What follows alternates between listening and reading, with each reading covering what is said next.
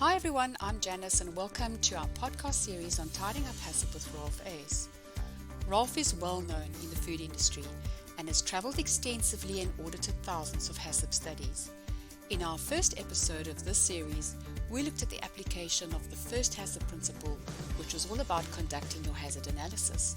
In this episode, we look at identifying your CCPs and where things can go wrong when you do this. So welcome Rolf, and we really look forward to discussing this important HACCP principle with you in this podcast. Hello everybody, yes, nice to speak again. Rolf, before we jump into this podcast looking at the CCPs in more detail, I thought it would be a good idea just to do a quick recap on the previous podcast, especially the PRPs and the different categories of control measures. Perhaps you can just recap this section and just give us an example of each category of PRPs before we jump into the next section, the CCPs. Yes, three categories are PRPs, OPRPs and CCPs. Let's look at each one in simple terms. So a PRP, prerequisite program, is something that has to be in place by law. And it's typically your cleaning, your maintenance, your waste management. An OPRP is a prerequisite program attached to a process. No, as simple as that, an operational prerequisite program. So a prerequisite program that's got an operational link. So it shouldn't be overcomplicated. Now, some examples of that, a magnet, you don't have a magnet every single step. It's attached to a certain process. A sieve, don't have a sieve everywhere. It's just at certain places. A cold store for raw materials, it's a specific place. So if it's a general prerequisite that's applying to all steps, it's a prerequisite. If it's at one step only, it becomes an operational prerequisite. And then the CCP is the one that affects food safety. So if we mess this up, then we'll have injured and sick people. So that's your steps. It's also specific, but it needs a lot of babysitting, a lot of control, such as a pasteurizer, a metal detector, a sterilizer, a chlorination bath for fresh produce, those type of things. So my understanding is that if you had to take that CCP out of the process, you will have unsafe food.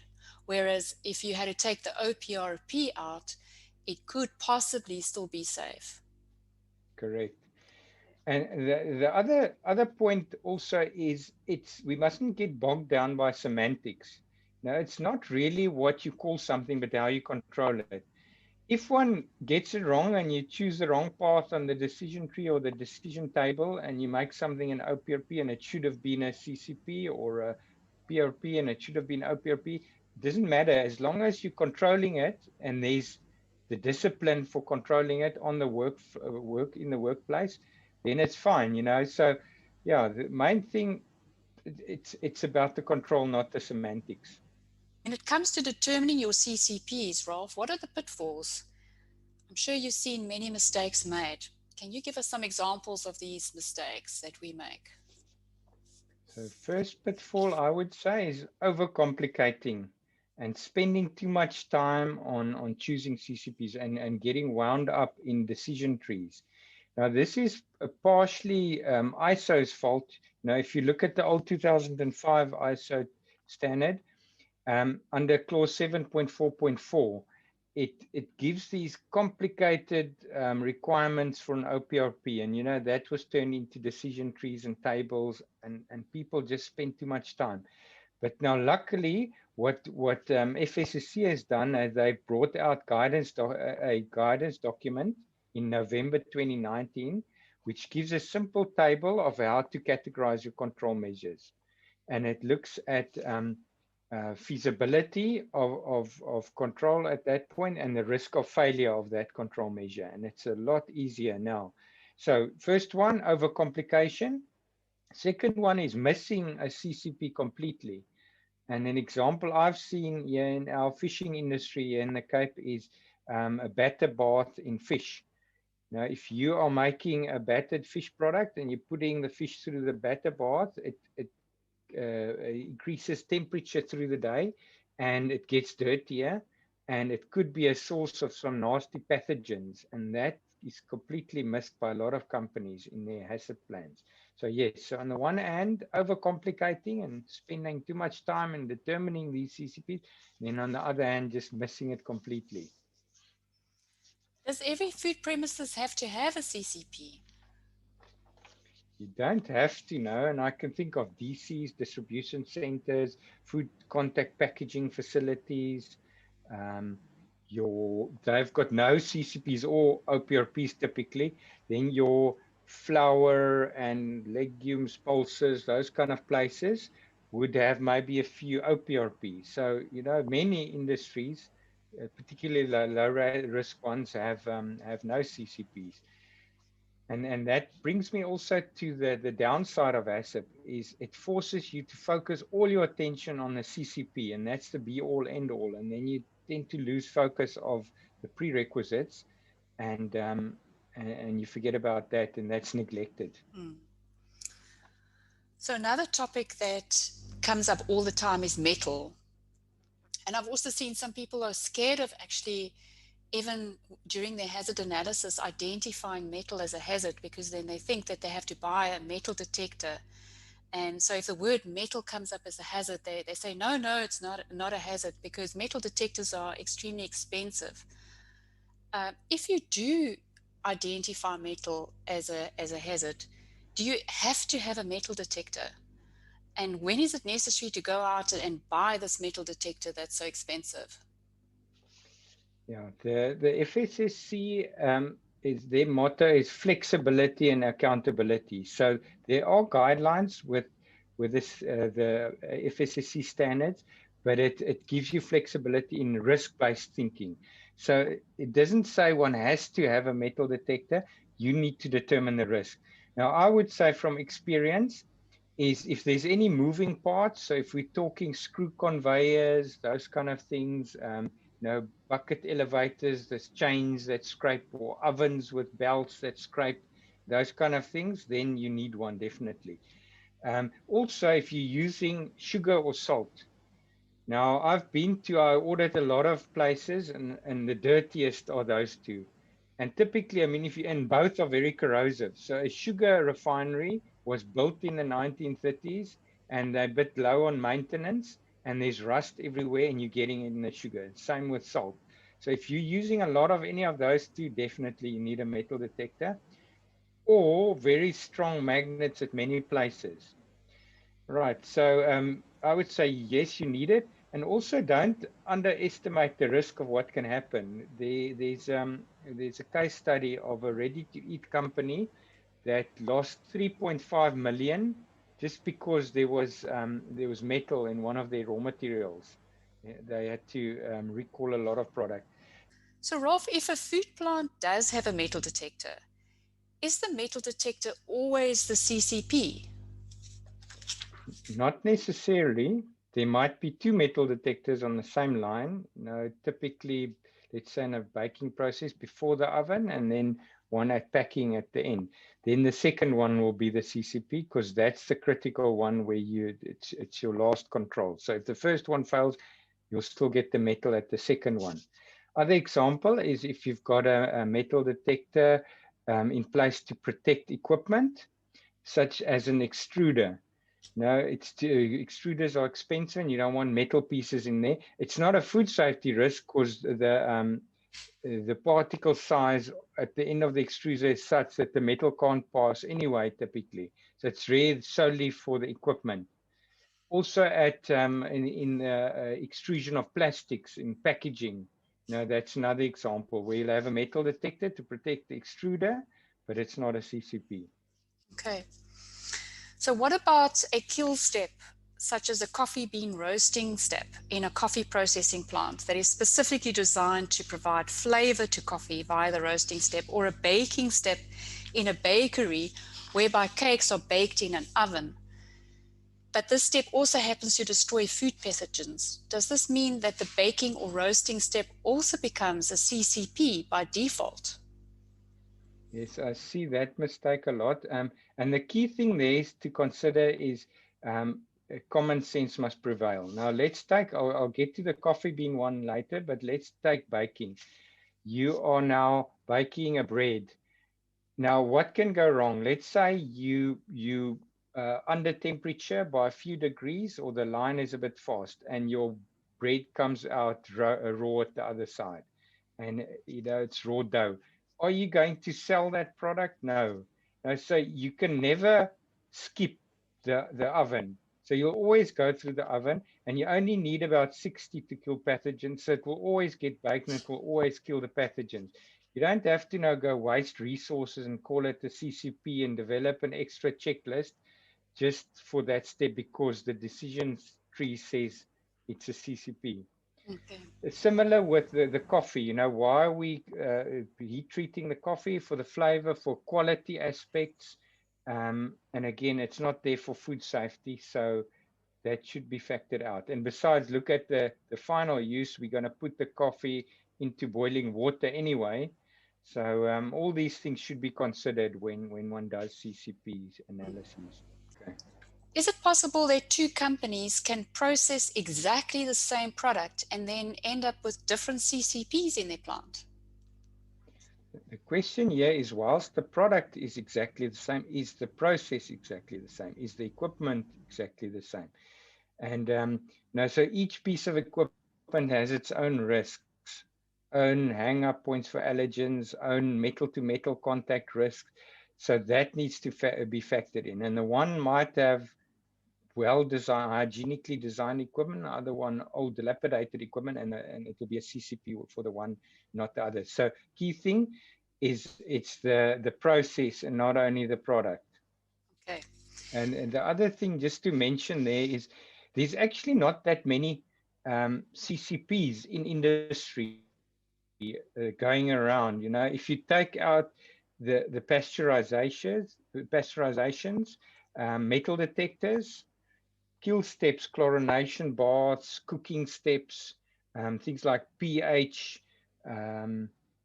acidity, and so on. And then there's not many left. So there's probably about 10 CCPs in industry.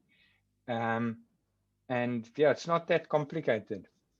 So let's talk about allergens. And is there a CCP that we can implement for allergens? Is it possible to even have a CCP for allergens?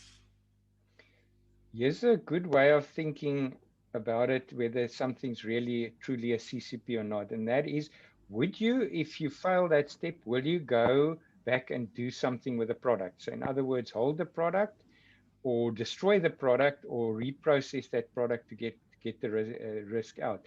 So getting back to your example on the allergens. So let's say we're at the mixer and you're sharing allergens and your CCP is to do an allergen swab. All right. Let's say we fail the allergen test there. Would you now go back to last shift where you passed the test and then all the product that were made, go and destroy that because it failed allergen test? So if the answer is yes, then it typically is a CCP, but most would agree you just clean a bit better and you probably will let that product go. Then it's not a CCP. Then it wasn't that critical in the first place. So keywords there, hold to the last check. If that's the case, then it's a CCP. Okay, good. Okay, so Rolf, now we talk about that big word, validation. This is quite a scientific term and people get this wrong as well. What is validation all about? And verification is another word that comes up. Maybe we should just iron out the difference between those two first. What is the difference and how do we apply validation and how do we apply verification? All right, let's look at the definitions and then we'll see where it has to be done. All right, so verification means a double check. A more senior person will go and check the pasteurizer temperature or will go check the metal detector or will go check the chlorine bath just to double check because it's so important.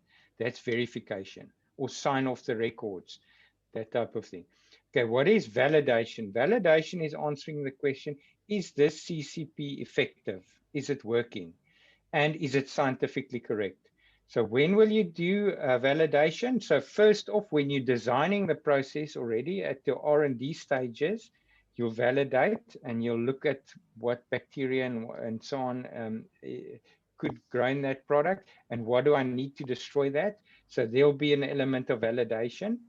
And then if there's any changes, major changes to your processes that will change things, then you need to validate again. You need to prove, is it still effective?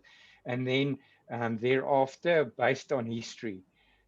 So a typical typical validation would be after you've now implemented the process and it's working, would be to look at things like customer complaints and assessing, uh, are we finding customer complaints because our CCP is failing? If so, it's not working and we need to do something differently. The other way of validating is challenge tests. So at a metal detector, it will mean you take typical pieces of metal from the surrounds and you, let's say, take 20 and you see, do I catch all 20? Or a challenge test at a pasteurizer where you run product through at a lower temperature, see if it diverts, etc., etc. So to challenge the CCP. And the other way, of course, to do it is through the service provider. So an external party will maybe come and tell you the metal detector is still working and do all their scientific studies. Same with a pasteurizer, same with a chlorine bath, and so on. Okay, and one could possibly even use scientific literature and legislation to help you decide what your validation can look like, because you have a lot of research done that you can go to and help you with your validation studies. Is that right, Rolf? Correct. But the disadvantage there, a lot of these studies are American or European or rest of the world based, and it doesn't take into account our aging equipment, our temperature conditions, that kind of thing. So yes, it's a good starting point, but the best is, and I always say, trend is your friend. You make decisions on data, measure things, and then learn from that and get tighter or looser depending on what your data says. Okay, so Rolf, I mean, validation is quite scientific. I'm sure that people do this wrong. Can you maybe give us some examples of where people have gone wrong? Right. So the first mistake is companies just verify and validate their CCPs. One should do it actually for OPRPs and for PRPs to make sure it's working. Because I mean, it's no use you just your CCPs are working properly and are done properly. Everything must be working properly and done properly. So we need to extend it to everything. That's the first mistake. And then the second one is just impractical validation studies. Now, I mentioned the one on you'll test the metal detector by using different pieces of metal, and you'll check if we can catch all of that with our metal detector. So, that makes sense. But now what I've seen is this company was wanting to validate their sieve because it's an OPRP. And the sieve size was 2 millimeters. So what they did, they took a 3 millimeter calibrated ball and they dropped it on there with a video made, and they said, oh, look, the 3 millimeter is not going through the 2 millimeter sieve. So our sieve is working. That's just silly. So one shouldn't, and a validation study at a sieve should rather be, okay, let's look at customer complaints over the year at that sieve, and near misses because of foreign objects we pick it up in product that because it went through the sieve, or the sieve dimensions were right, or it wasn't placed in back correctly, or so on. So use real practical stuff, not just theoretical methods for validating. Great, thanks, Rolf. So let's look at the key takeaways from this episode regarding principle number 2 and identifying our CCPs. So first takeaway is don't get bogged down by the semantics. It's not what you call something, it's how you control it. Secondly, don't underestimate a metal detector. and the need for that, and the amount of metal you actually have in your plant. And then thirdly is to use the guidance document, steer away from the old traditional 1980s decision trees. That just complicates one's life. There is new guidance from FSSC how you can use a table looking at your feasibility of detection and your risk of failure, and you can easily determine CCPs and OPRPs that way. So those would be my takeaways. Thanks, Rolf. That was great. We look forward to the next podcast when we discuss the application of the third HACCP principle with you. Mail us at info@intercom.co.za to subscribe to our podcasts, videocasts, and ebooks, where we will give you loads of free information to help you with your food safety systems.